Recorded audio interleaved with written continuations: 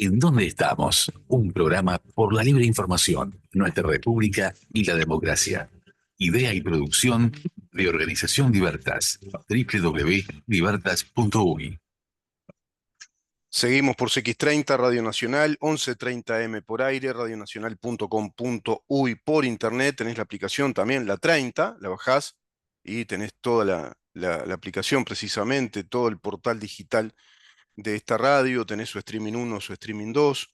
Estamos en Facebook, en donde estamos ahora mismo, saliendo en simultáneo. Por otra parte tenemos nuestro X, arroba en donde estamos, Instagram en donde estamos, Uru. Y tenés YouTube, mirá en dónde estamos. Mirá en dónde estamos, ese es nuestro canal, te suscribís, es gratis, podés tocar ahí la campanita para recibir noticia, podés interactuar, vamos creciendo muchísimo, porque claro, la gente se va dando cuenta que hay un material periodístico de 5 años compendiando información, análisis, entrevistas, con un universo impresionante de especialistas, de profesionales, de científicos en distintas áreas, que van nutriendo de muchísimo contenido, de contenido valioso a nuestro programa, que es esta propuesta que hace Libertas, nuestra fundación, que es la primera fundación liberal de la República Oriental del Uruguay, en pos de la defensa de nuestros derechos subjetivos inviolables, de nuestros derechos adquiridos, de nuestras garantías, de nuestro régimen democrático republicano, como así lo consigna la Constitución de la República en el artículo 82. Sin embargo, estos delincuentes que están usufructuando todos los mecanismos democráticos precisamente de nuestra Constitución para derribarla, para tirarla abajo, me refiero al PCNT, plantean como consignas, por ejemplo, yo paro contra la pérdida de derechos. Es increíble, ¿no? Es increíble, es vergonzoso, da bronca también, claro, pero no caigas mucho en la bronca porque caes en la trampa. Ahí caes en la trampa. Ellos quieren que si vos te embroncas, te debilitas, te enfermas, porque ellos van a provocar conflicto todo el tiempo. Te dicen en la cara, yo paro contra la pérdida de derechos. Y son ellos los que están planteando, imagínate, esta magnitud inconstitucional, atentatoria contra la Constitución, que es la pérdida de los derechos subjetivos y adquiridos de 1.600.000 ahorristas por el sistema de capitalización y ahorros, que es un pilar de nuestro régimen de la seguridad social, amparado, consagrado por la Constitución de la República, que en sus artículos 7, 32 y 36, a texto expreso, fundamenta, sustancia, digamos, la inviolabilidad del derecho de propiedad y la legítima actividad vinculada a nuestra posibilidad de tener propiedad o de crecer como personas, la legítima actividad comercial, empresarial, industrial, el cultivo propio, es decir, la educación, y cualquier otro tipo de legítima actividad, dice ese artículo 36. Atentan contra todos esos derechos que son los pilares, son el fundamento de nuestros derechos individuales, personales, de nuestras libertades personales. Atentan contra la familia, porque si vos le vas a robar a cada ahorrista uruguayo, qué sé yo, los 60, 70, 100.000, 150.000 dólares, 200.000 dólares, que pudo capitalizar con esfuerzo, con un gran esfuerzo, le estás robando a la familia, le están robando a esos niños que tanto les preocupan a los comunistas del PCNT, los niños empobrecidos según esa narrativa que es vacía de contenido, porque no existe en la economía que crezca un 7% o cualquier porcentaje y crezca solo para un lado. Existe una concentración de esas riquezas. El crecimiento está medido de acuerdo a todo el Producto Bruto Interno del país y es el crecimiento como una sumatoria general del proceso económico de más productividad, de más producción de riquezas, de bienes y servicios. ¿Mm? Eso tiene que ver con la economía. Pero como esta gente te hace toda una narrativa que va embrujando y provoca el conflicto, hacen brujería narrativa, ni siquiera hacen brujería económica o brujería jurídica. Te hacen una brujería narrativa, jurídica, económica, porque no te están diciendo nada. Es como el tema de la justicia social. Justicia que viene del latín, que viene del iusist, quiere decir dar a cada quien lo que le pertenece. Eso es justicia. Es que cada quien tenga lo que le pertenece por derecho propio, por mérito propio. eso es establecer la justicia y esos son los derechos. Por eso los derechos son subjetivos, son en tanto somos personas, si no, no existiría el derecho. El derecho es una ciencia que organiza la sociedad de acuerdo a reglas de conducta, tomando en cuenta los derechos individuales, a las personas, lo que es inherente a nuestra condición humana. De ahí existe el derecho. Ahora, la justicia social o el derecho social no existe, quedó vacío de contenido. Sin embargo, a mucha gente le suena lindo, justicia social. No, es contradictorio, que vaciaron de contenido el concepto de justicia, de jus, o de derecho. Vamos a leer un poquito, como les decía, antes de recibir a Conrado, que ya debe estar por ahí, provocar el conflicto. Vamos a leer un poquito, aunque sea. Libro negro de la Nueva Izquierda, Nicolás Márquez, Agustín Laje, página 44. El argentino Atilio Borón sigue esta misma línea, es uno de los teóricos del neomarxismo que integran, digamos, el gran cuerpo de teóricos del neomarxismo. ¿Para qué? Para el Foro de San Pablo, para toda esa gran internacional, esa usina doctrinaria que inspira e instruye a todas las coaliciones marxistas de izquierda en cada uno de nuestros países. ¿Queda claro cómo viene el panorama, cómo está armado el contexto, cómo esto tiene un contexto político, geopolítico, de estrategia, inclusive doctrinaria, ideológica? ¿En qué etapa de la humanidad estamos viviendo y acá en América Latina y el Caribe? ¿En qué etapa de nuestros países estamos viviendo? ¿Queda claro eso o no queda claro todavía para muchos? ¿Te aburro? Como les decía antes, porque hay gente que dice, habla mucho, Muyan. Claro, quieren que algunos me dicen, ¿por qué no te tirás a candidato? ¿Por qué no te unís con Gustavo Salles? No, no tiene nada que ver. Acá estamos haciendo una actividad periodística de análisis, de desglose de la situación para saber en dónde estamos, para ver en dónde estamos. Atilio Borón suma la misma línea de los que plantean que la liberación nacional, los movimientos de liberación nacional, ¿se acuerdan? Movimiento de Liberación Nacional Tupamaros, ¿m? Movimiento Frente de Liberación Nacional, le quería poner Ronnie Arismendi al Frente Amplio, después le pusieron Frente Amplio. Ronnie Arismendi, quinto teórico internacional más importante según la Internacional Comunista de aquellas décadas del 60 y del 70. Fundan el Frente Amplio en el año 1971, en pleno periodo histórico, según la ley vigente que tenemos del año 2009, en pleno periodo histórico de terrorismo de Estado.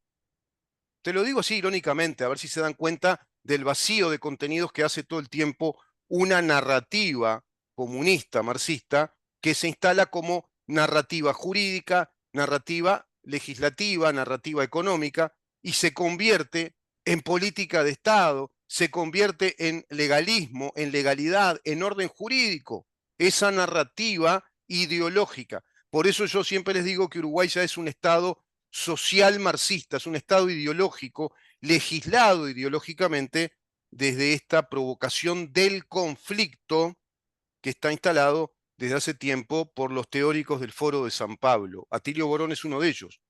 ¿Qué dice Atilio Borón? Que existe la necesidad de construir, es decir, fogonear el conflicto, construir, fogonear el conflicto. En vez de encontrar al sujeto de la nueva revolución socialista, hay que crear conflictos, porque creando conflictos vos vas descubriendo en mucha gente y le permitís inclusive a mucha gente que se integre ese conflicto que han construido desde una narrativa, como esta del PCNT, por ejemplo, y el paro de ayer. Entonces construyen la narrativa, empobrecimiento infantil, estamos preocupados, este gobierno que carece de rumbo, no tuvo una política definida, hay mayor empobrecimiento, hay empobrecimiento infantil, que es lo que más nos preocupa, y dale con la matraca de la narrativa, y a esa narrativa la tenemos que sustentar en hechos sociales y políticos. Y allá el paro convocado por el PCNT, tras cartón del plebiscito que están llevando adelante durante todo este año, dicen ellos, contra la reforma de la seguridad social, y como no se puede ni plebiscitar, ni se puede llevar a referéndum una ley de seguridad social, oblicuamente van contra la Constitución, aprovechan la volada y crean el gran conflicto. Instalar el debate, instalar la polémica, pero básicamente instalar la disputa, el conflicto, la contradicción entre los derechos subjetivos, los derechos adquiridos, la seguridad jurídica de nuestro país, que es la propiedad privada, la actividad legítima empresarial, comercial, la inversión, la actividad financiera, atentan contra todo eso, además de atentar contra todo eso, que son círculos venturosos de formación de capital y creación de empleos, porque ese dinero se invierte. Acá hay un montón de empresas, de emprendimientos que provienen de esa masa dineraria, de los ahorros de los ahorristas, por eso se puede capitalizar.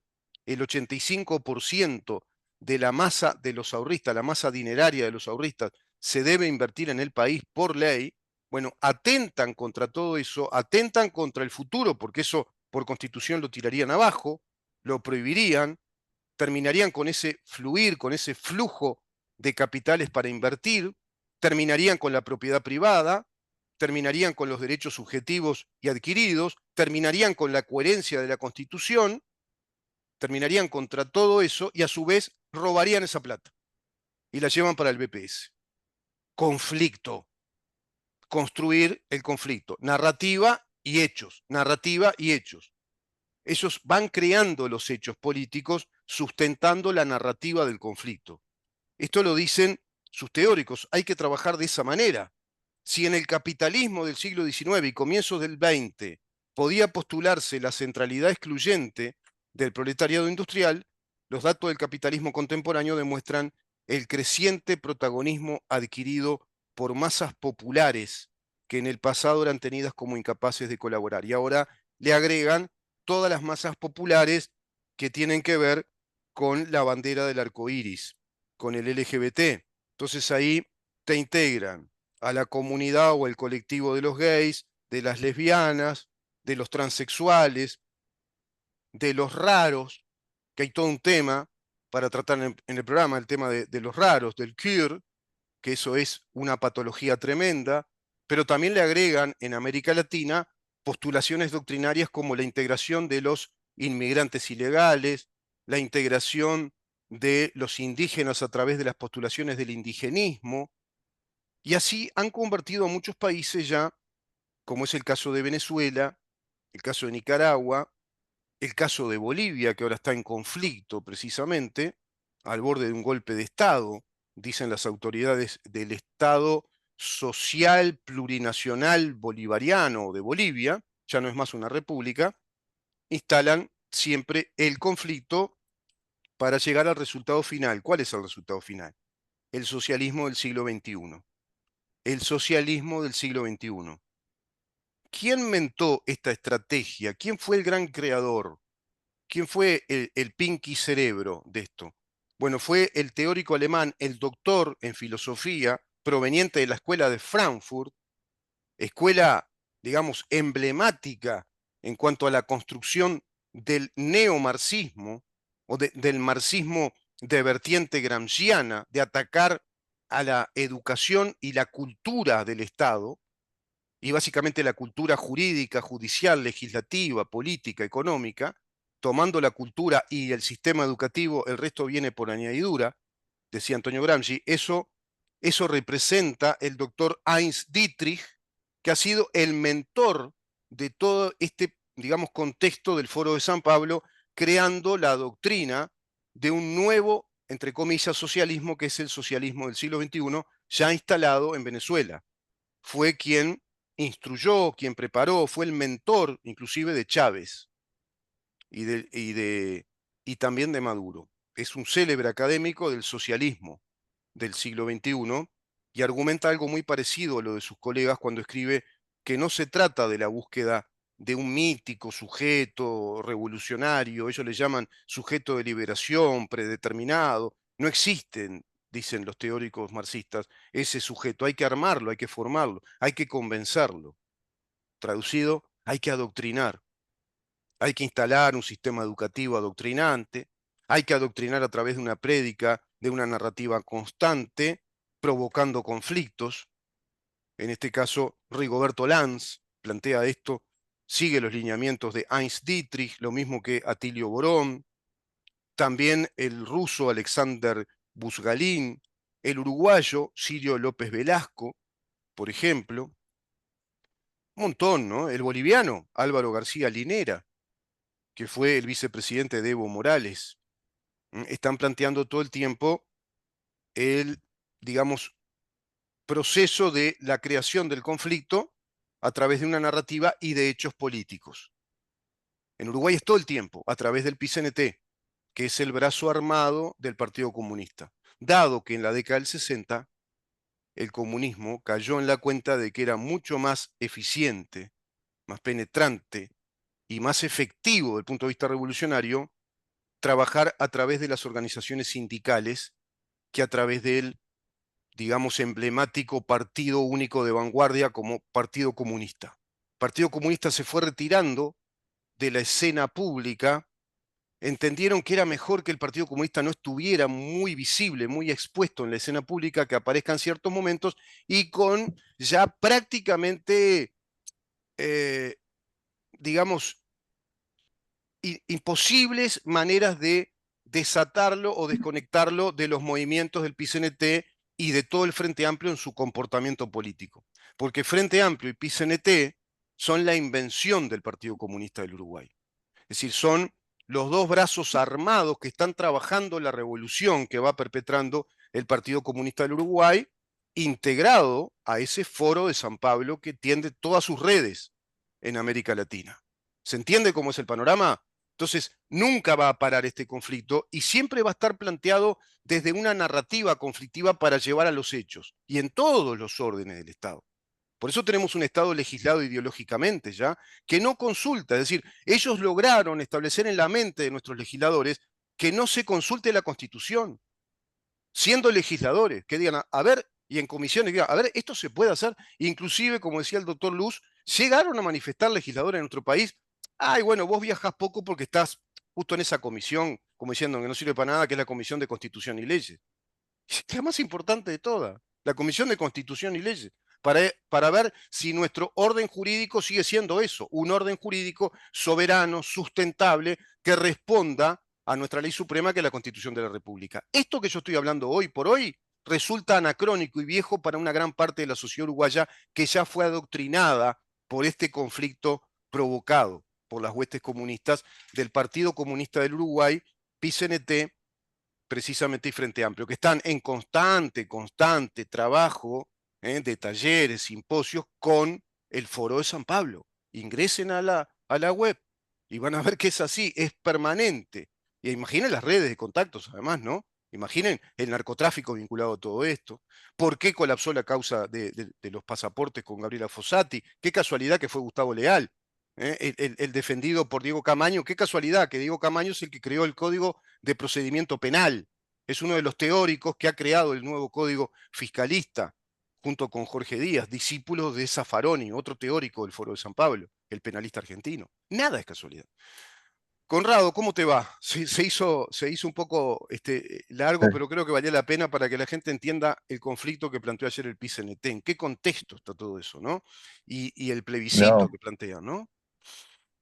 sin duda, Rubén, como siempre un placer escucharte a ti y poder comunicarnos con toda tu audiencia en una circunstancia particular, porque ya estamos en veda electoral, por lo tanto no hablaremos de lo que tiene que ver estrictamente con la campaña ni con lo que eventualmente puede llegar a suceder el próximo domingo, Mm, sino que abordaremos algunos temas, si a ti te parece, que tienen que ver con los aspectos legislativos, ¿no? Parlamentarios, que esto no tiene que ver con la campaña, porque obviamente la producción legislativa tiene que continuar. claro. Y hay proyectos que están pendientes, entre ellos en el mes de julio, ya a pocos días de encarar julio, vamos a tener la nueva ley de medios que se va a discutir. Eh, Como todos saben, ya tuvo aprobación en Cámara de Diputados, ahora tuvo aprobación en Cámara de Senadores y finalmente vuelve a Cámara de Diputados con modificaciones del Senado. Hay proyectos de ley importantes que todavía requieren un trabajo. Entre ellos voy a nombrar algunos nuestros, que tiene que ver, uno de ellos tiene que ver con tipificar como delito la negación del holocausto y del genocidio armenio.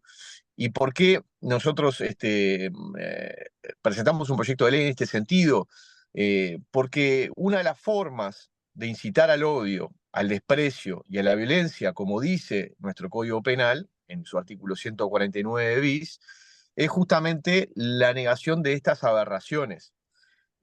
Esto que parece algo teórico, no es teórico, ha pasado en la práctica aquí mismo en Uruguay, que determinó, por ejemplo, un profesor de secundaria que fue al memorial del Holocausto Judío en la Rambla, allí en la Rambla del Parque Rodó, se filmó, dijo que el Holocausto Judío nunca había existido, que había sido toda una creación de Hollywood, y bueno, dijo una cantidad de cosas que Sí, obviamente no resisten no. ni el análisis, porque obviamente hay tanta documentación, tanta filmación de lo que realmente sucedió durante la Segunda Guerra Mundial, Solo el juicio de que negar Nuremberg esto, da prueba acabada de eso, juicio ¿no? de Nuremberg, o Por los sea, testimonios, eh, por los enjuiciados, todo lo que testimoniaron así, a sangre fría, decían abiertamente lo que hicieron, ¿no? Los exacto. enjuiciados. Conrado, y el Entonces, otro ejemplo es el del profesor, ¿te acordás? Que fue rechazado por exacto, el gremio estudiantil en la Facultad de Humanidades, un también, docente experto en relaciones internacionales, por manifestar su exacto. condición de judío, porque es un uruguayo de origen judío, bueno, tuvo Bueno, todo pero un son problema. este tipo de hechos que justamente lo que van calando es en la intolerancia que generan e incitan al odio, al desprecio y a la violencia, como dice nuestro Código Penal. En este caso que yo hablaba de este profesor de secundaria que se filmó en el memorial del Holocausto Judío, lo viralizó el video, lo publicó varias veces en la red social Facebook, ¿no? Se fue a un juicio por parte del Comité Central Ujú, Israelita, fue a un juicio justamente por la tipificación de este delito ujú, del 149 bis. En un principio la Fiscalía no quería imputar porque decía que esto en realidad estaba dentro del ámbito de la libertad de expresión. Y luego de insistir, se lo ujú, termina justamente formalizando a ujú, este profesor, y lo que hace acto seguido es publicar una carta en el semanario Búsqueda, donde nuevamente dice lo mismo. Dice ujú, que esto es una creación de Hollywood, que esto nunca existió, o sea que nuevamente reincidió en su actitud. Es por esto que, ante claro, la duda que pueden tener tanto en fiscalía como nuestros magistrados, nuestros jueces, a nosotros nos pareció de orden poder presentar este proyecto de ley. claro. Lamentablemente, tú decías recién, la Comisión de Constitución y Códigos es de las más importantes, sin duda, es la más importante del Parlamento, pero este proyecto que se presentó hace más de 2 años Ujú, y que nosotros pedimos ser recibidos, nos ujú, recibieron, pero no han recibido a organizaciones como el Comité Central Israelita, como Causa Armenia, que han venido solicitando audiencia con la comisión. Lamentablemente hasta ahora no los han querido recibir. Digo querido ujú, porque si han pasado 2 años, claro, obviamente que algún espacio se tendrán que haber hecho. Me parece importante porque este tipo de delitos están tipificados en toda Europa. En toda sí, Europa existen estos delitos. sí, claro, eh, y Uruguay se pondría a la vanguardia de la protección, en este caso, de los derechos humanos y de la verdad histórica y la convivencia social en armonía. Se pondría a la vanguardia en Latinoamérica. Y creo que especificaría sería más algo importante. la tipificación. ¿Me dejás que lea lo que dice el Sí, artículo exacto. 147? Dice, el que Esto, cometiere actos de violencia moral o física, de odio o de desprecio contra una o más personas en razón del color de su piel, su raza, religión u origen nacional o étnico, será castigado con 6 a 24 meses de prisión. Yo le agregaría acá, será castigado con por lo menos 2 años de clase de historia, que vayan a tomar clase de historia, de derecho también, historia del derecho, historia de las ideas, ¿viste? ¿no? Que se instruyan, ¿no? También, ¿no? Porque es violencia, es ignorancia y hay ignorancia producto de una ideología. Y ojo que está Total. todo lo que yo vengo explicando, el Foro de San Pablo y las estrategias revolucionarias provocadoras del conflicto, también están con las banderas palestinas de un mítico Estado palestino y están con un antijudaísmo tremendo, ¿no? No es, esto que estamos Esto hablando sí. no es poca cosa porque Israel está No, por siendo eso. avanzada e invadida todo el tiempo por grupos terroristas. Por eso esto tiene aplicación en la realidad, o sea, esto está Claro, sucediendo lamentablemente en nuestro claro. país y es muy importante poder avanzar en la legislación Mm, y que no cause duda cuando obviamente se está a través de este tipo de negaciones, mm. negaciones públicas, ¿no? Que se difunden a través de medios, bueno, que Claro. obviamente tengan su tipificación penal. Entonces, Conrado, esto que tiene como antecedente. dos preguntas. ¿Van a sacar la ley que dice que acá hubo terrorismo de Estado del año 1968 a 1985? Porque eso también, los que legislaron eso en el 2009, también tendrían que tener pena de prisión y pena de 2 años de historia nacional, ¿no? Pues es un Mm, disparate lo que sí, está sí, planteando esa ley, ¿no? Está promulgando al sí, mundo y a nuestro Estado que tuvimos un Estado terrorista. Bueno, y todo lo que eso justifica después, ¿no? Todo lo que viene en un orden sí, ideológico sí, legislativo. Y te agrego sí. otra, a ver si no se me va del mate del valero que era, lo de la ley de medios. ¿Va a prosperar ese artículo que propone Cabildo Abierto, esa enmienda que propone? Bueno, nosotros entendemos que no debe prosperar.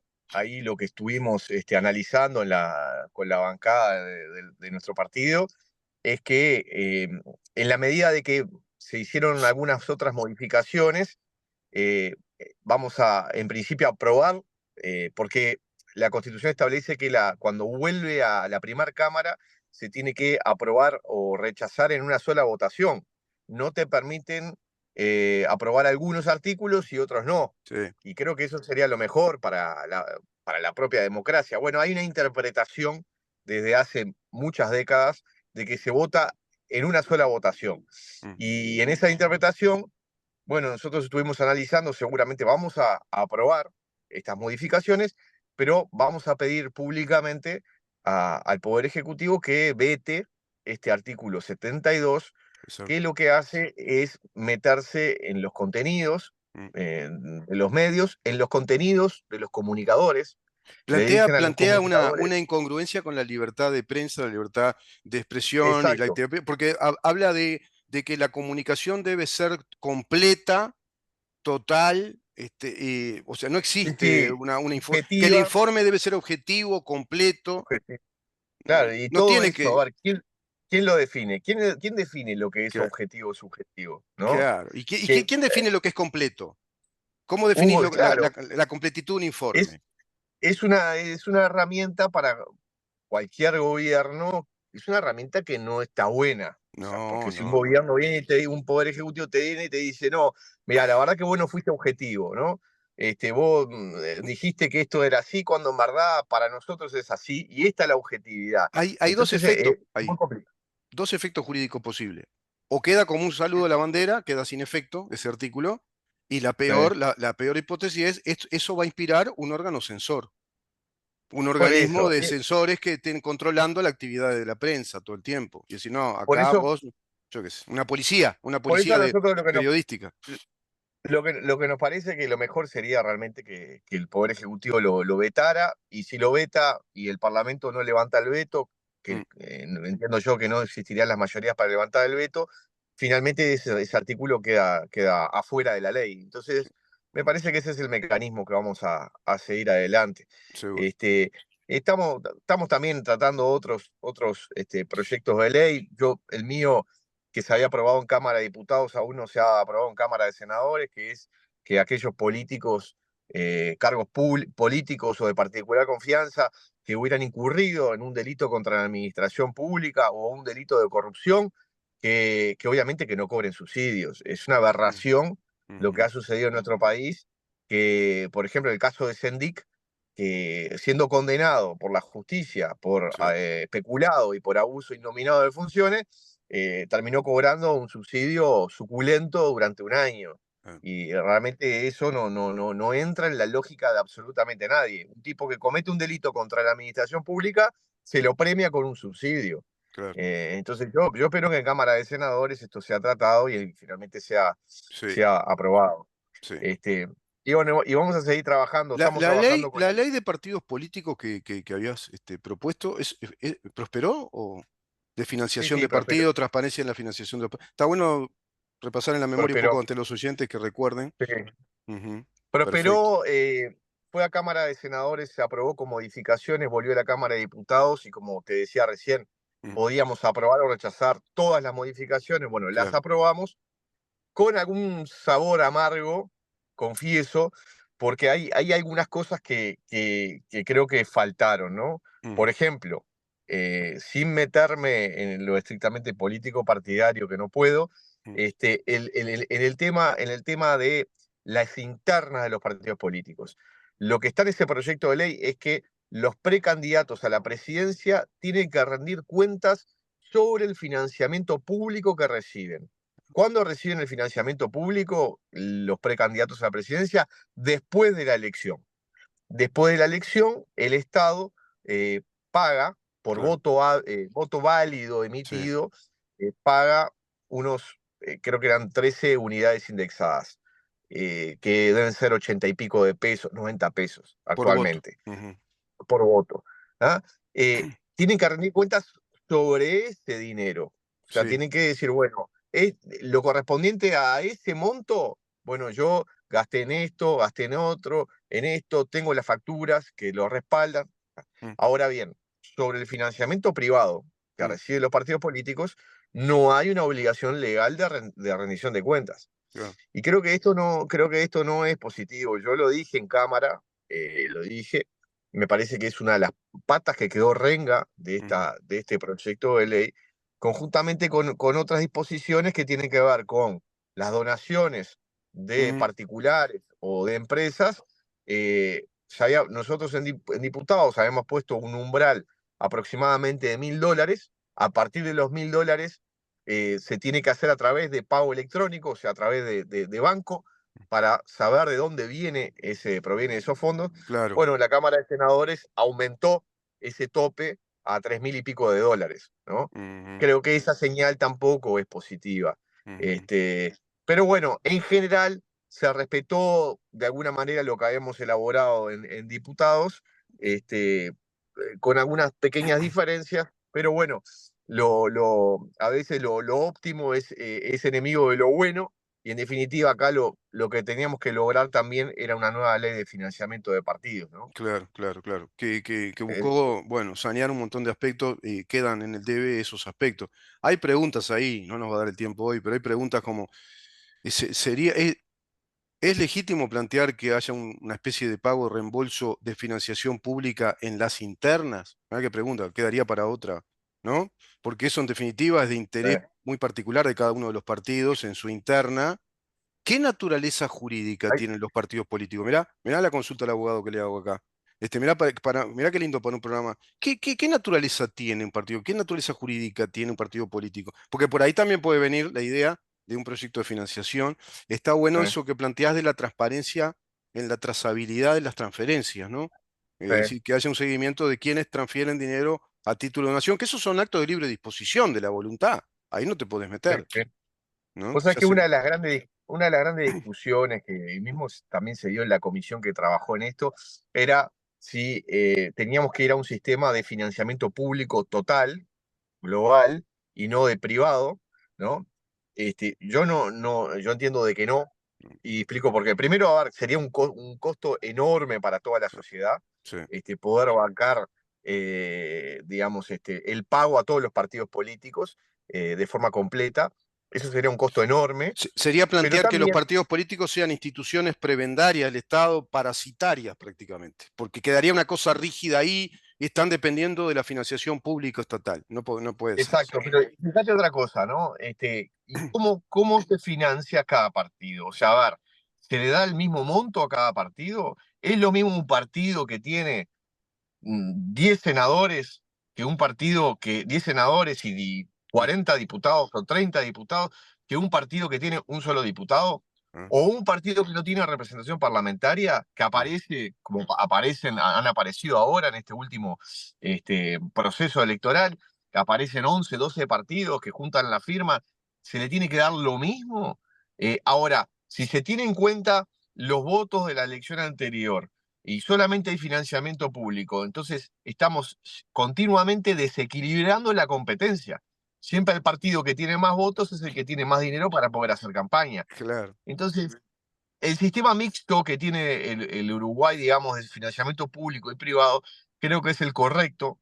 Eh, tiene que tener algunas, sí, algunas limitantes, porque hasta ahora, hasta esta ley, por ejemplo, el primer candidato de cada lista, diputado o senador, podía poner de forma ilimitada plata, ¿no?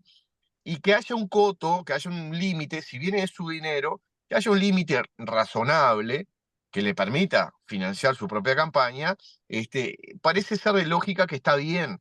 ¿Por qué? Porque si no, lo que queda es que la política termina siendo para los multimillonarios, viene un multimillonario que ha pasado, Seguro. ¿no? Que ha pasado y que ha pasado también en esta campaña, bueno, que viene un multimillonario y dice, bueno, yo soy Mirá, candidato yo pongo y la yo pongo, tarasca, yo pongo la tarasca y soy candidato y vamos a inundar los medios y todas las posibilidades pongo, de publicación exacto, ya está.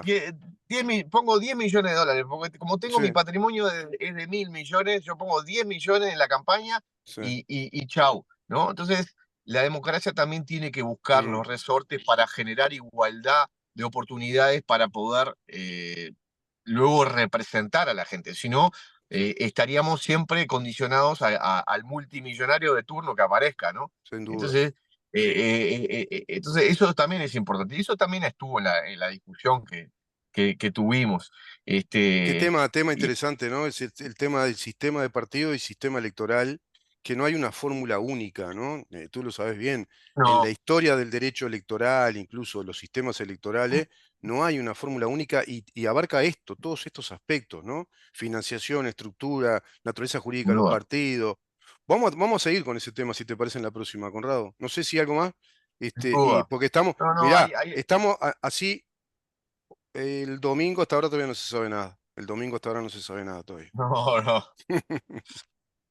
No, tenés que calcularle 12 horas más o Ahí está, menos. ahí está, Porque va a ser, me parece que a las 11 de la noche, 10 ahí está. Sí. porque ¿Juega Uruguay ahí no? nada, sin violentar absolutamente nada, digo, como es una elección compleja, con Claro, muchísimas listas, muchas listas, los escrutinios son más complejos para los funcionarios, claro. son mucho más complejos. Por lo tanto, seguramente los resultados finales sean sobre la medianoche, Y los agarran porque cansados con el plebiscito, ¿viste? Que tiene ya van 80 y pico de mil firmas trucha. ¿Viste el conflicto que se superpone eso? Tan cansado. Va a ser más complejo. ¿Y juega Uruguay o no? No me acuerdo si juega Uruguay el domingo. no, no, No, el domingo no, creo que no, no. no, No, no, no, no. no, porque si juega Uruguay, no, no, No hay elección, no ah, hay nada, ya no hay está. elecciones. Sí, sí, sí. No hay No, no sé, elecciones. después averiguamos. Bueno, Conrado, te dejo Ah, cerrar con una frase, si te bueno, parece, y nos vemos ya la semana que viene, ya con el nos resultado vemos la visto, ahí semana que sí, viene, Rubén. Seguimos trabajando como siempre, con mucha convicción, con el ánimo de seguir construyendo, queremos seguir aportando, así que para eso vamos a seguir estando. sin duda va a ser así, sin duda va a ser así, Conrado. Dios mediante, nos vemos la semana que viene y ya charlamos sobre todos los resultados vistos y ya de cara a octubre, ¿no? Ya de cara a lo que se viene. Perfecto, Muchísimas perfecto. gracias, Conrado. Analizamos. A cuidarse Un del abrazo grande. frío, y a la familia también que se Igualmente. cuide del frío, que está complicada la mano, y bueno, nos estamos viendo. Bueno, y importante también el mensaje final que todos vayan a votar. Creo que es importante para la democracia. Sin duda, fortalece la democracia, ¿eh? La actividad electiva, eleccionaria es fundamental. Gracias, Conrado. Buen fin de semana. Un abrazo, abrazo grande. Conrado Rodríguez conversando con nosotros, diputado por el Partido Colorado, columnista, bueno, prácticamente desde el inicio, sí, del inicio del programa, columnista del programa, el doctor Conrado Rodríguez. Vamos a una pausa, Maxi, y continuamos.